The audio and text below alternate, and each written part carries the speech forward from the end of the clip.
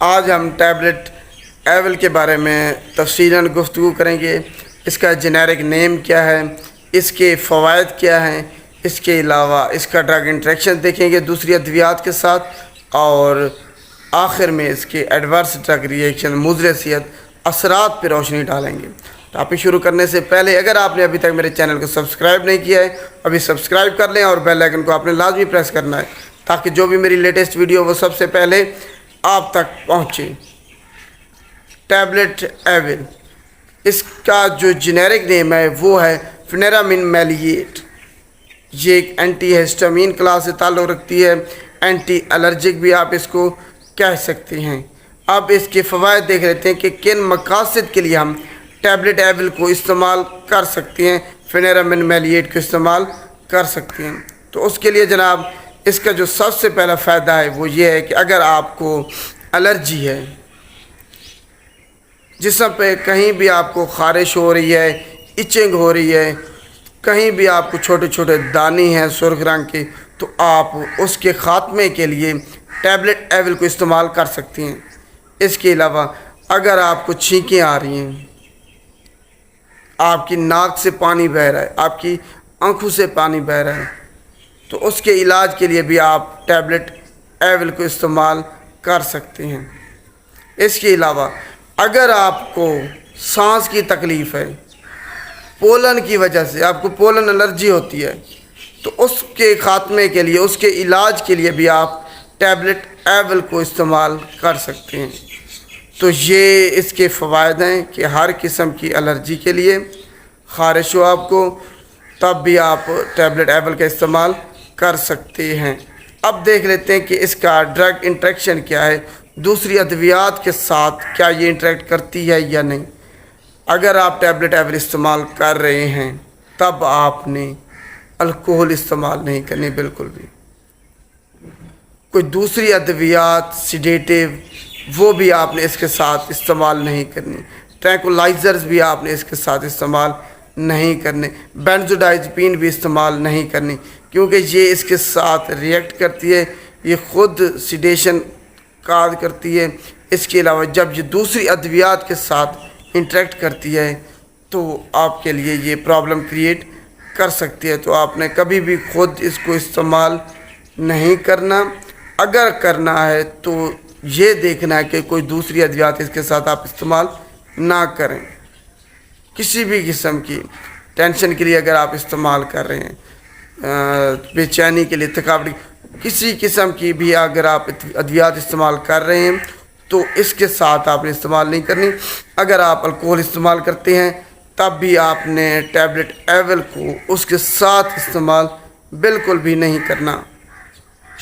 اب اس کا مضر صحت اثرات دیکھ لیتے ہیں۔ جب آپ ٹیبلٹ ایول کا استعمال کرتے ہیں تو اس کی کچھ مضر صحت اثرات بھی ہوتی ہیں، جن میں سے چند دیکھیے ہیں کہ آپ کا منہ خشک ہو جاتا ہے، ڈرائی ماؤتھ ہو جاتا ہے، ڈرائینس ہو جاتی ہے۔ اس کے علاوہ آپ کو یہ غنودگی کاز کر سکتی ہے، ہیلوسینیشن، وہم ہو سکتا ہے، آپ کو وہم ہو سکتا ہے، غنودگی کاز کر سکتی ہے۔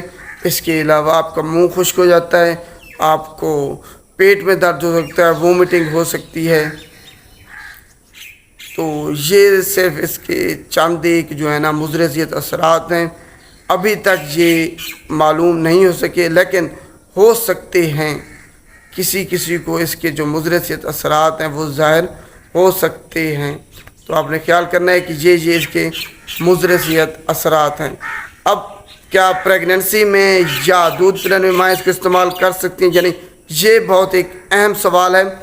پریگننسی کے دوران ٹیبلٹ ایول کو اگر جو فزیشین ہیں، جو پرسکرائبر ہیں، وہ پرسکرائب کر رہے ہیں، اس کا فائدہ اگر وہ سمجھتے ہیں کہ ہے، تب انہوں نے اس کو استعمال کرانی ہے، وگرنہ اس کی ابھی تک کوئی اس پہ ریسرچ نہیں ہوئی کہ آیا کہ یہ پریگننسی کے دوران استعمال کرنے سے بچے کو کوئی نقصان تو نہیں ہوتا۔ اس پہ زیادہ اسٹڈی نہیں ہوئی، ریسرچ نہیں ہوئی، تو ہمیں نہیں پتہ کہ پریگننسی کے دوران آیا یہ سیف ہے یا نہیں ہے۔ تو اگر آپ خود استعمال کر رہے ہیں تو احتیاط کریں کہ پریگننسی کے دوران اس کو استعمال نہ کریں۔ दूध पिलाने वाली माँ इसको इस्तेमाल कर सकती हैं या नहीं। देखिए इस पे ज़्यादा रिसर्च नहीं हुई कि आया ये दूध में जो है ना इसकी मिकदार पाई जाती है या नहीं।